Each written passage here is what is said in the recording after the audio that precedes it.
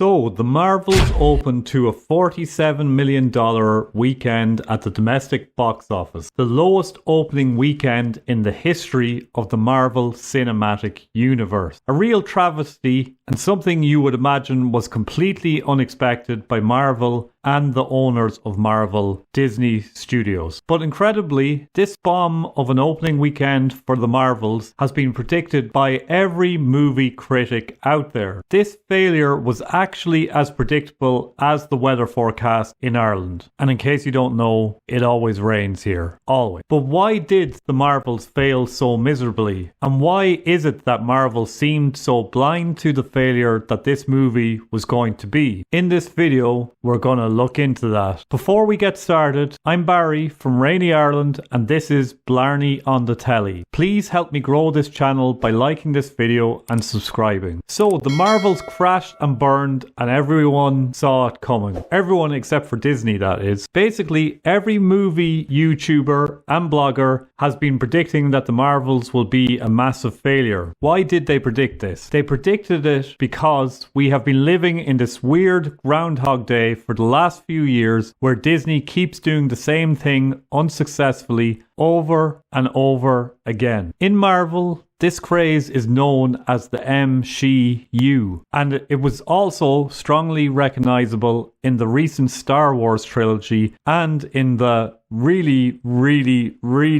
disappointing recent Indiana Jones movie. Now, I want to begin by saying that I'm all for strong women in movies, and I'm also all for LGBTQ characters in movies. I think it's great to have that diversity in movies. I think sometimes the pushback against Disney and similar diverse franchises that are out there right now can feel like it is a pushback against women and LGBTQ communities. But people aren't pushing back against these groups, or at least in most scenarios they're not, and they definitely shouldn't be. Generally, people are pushing back against movie studios who have forgotten how to write a decent story and have instead decided to push agendas onto viewers who just want to escape life for 2 hours. The Marvels experiences the same issues that we have seen with all recent Disney outputs. It feels like a sales pitch. It doesn't feel like there are any odds or anything real to lose. There's poor CGI and an over-reliance on CGI. The characters are empty, unrelatable, and they don't go through real challenges. Disney seems to want to create female characters that are completely infallible and always know the answers to everything, which just makes them characters that are hard to get behind because we can't relate to their struggle. Or at least I can't. I know I'm wrong about things a lot, and I know I make mistakes a lot, and I think most people are the same. And the goal of these movies, in some situations anyway, seems to be to show how superior women are to men. But at the same time, they seem to be obsessed with showing these women doing things that have historically been considered manly,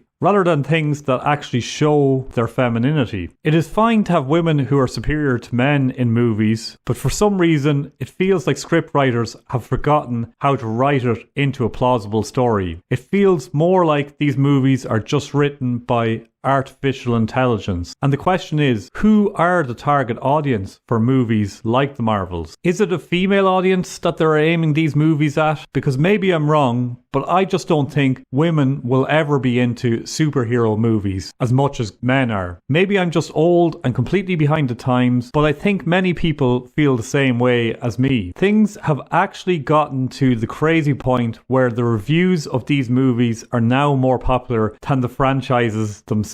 Who actually even likes these movies anymore? Is there a whole culture of people who really love these movies and who are completely behind them? If there is, I'm not aware of it. Sure, there might be groups of feminists and LGBTQ groups who are behind Disney and think they are fighting for a good cause. But do any of these people actually enjoy these movies? And I agree with them. I think it is possible that Disney has some good intentions, but does that mean that we can't have well-written stories too? It seems like you can only have one or the other these days. So where do we go from here? When are Disney going to finally realize that this plan isn't working and get focused on telling good stories again? Surely they can see that the Marvels has not been received well by audiences audiences, and neither have most of their other recent releases. What happens next? I think it is time for the team at Disney to sit down and decide to focus on telling good stories again. And then they definitely should wield powerful female characters, LGBTQ characters, and other characters from all different walks of life. But please, Disney, stop ramming this agenda down our throat. You can put across a message in your movies in a subtle way. Audiences are cleverer than you think. They can understand the subtext of what you are saying. Please start trusting in your audience again, and please start acting like you care about the stories you are telling. Otherwise, you're going to end up a bankrupt company, and that, I think, will be really sad. Do you want to see a show that is far better than anything Marvel has released lately? Check it out by clicking the video on screen now.